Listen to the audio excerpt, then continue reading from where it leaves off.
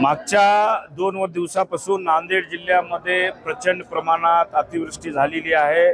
जवळपास 400 ते 500 गावांना पाण्याचा विडा ओढलेला आहे। पूरग्रस्त क्षतिग्रस्त जी गावं झालेली आहेत, प्रचंड प्रमाणात पिकांचं नुकसान शेतकऱ्यांचं झालेलं आहे। नांदेड शहरामध्ये प्रचंड प्रमाणात लोकांच्या घरामध्ये पाणी गेलेलं आहे। एवढं होत असताना सत्ताधारी पक्ष प्रशासन कदापि त्यांच्याकडे लक्ष द्यायला नाही। ज्याप्रमाणे यंत्रणा हलवली पाहिजे होती ती यंत्रणा हललेली दिसत नाहीये। आमचे काँग्रेसचे पदाधिकारी सर्व आढावा घेऊन आल्यानंतर आम्ही बोलत आहोत की पालकमंत्री ज्या पद्धतीने इथं मुक्काम राहून 2 दिवस आढावा घ्यायला पाहिजे जिल्ह्याचा, कारण जिल्ह्याचं पालकत्व त्यांच्याकडे आहे आणि ते आज पालकमंत्री वेळेवर येऊन फक्त मोजक्याच ठिकाणी भेटी देऊन जर जात असतील तर हे सरकार लोकांच्या प्रति किती कृतिशील आहे या कृतीहून दिसते।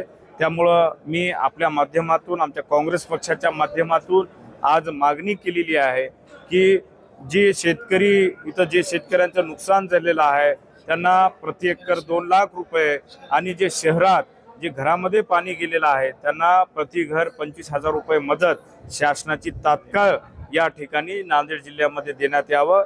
त्याचबरोबर संपूर्ण जिल्हा ओला दुष्काळ म्हणून या ठिकाणी त्वरित सरकारतर्फे जाहीर करण्यात यावं।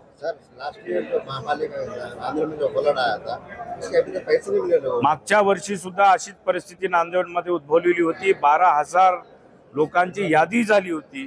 फक्त प्रशासनातर्फे 4,200 लोकांना पैसे देण्यात आल्याचं सांगण्यात येतं। अद्यापही ते स्पष्ट झालेलं दिसत नाहीये। सरकारने लवकरात लवकर त्यांचे पैसे द्यावे आणि हेही सर्वे करून तेही पैसे लवकर त्या लोकांना द्यावे तर कुठेतरी त्यांना मदत या ठिकाणी मिळू शकते।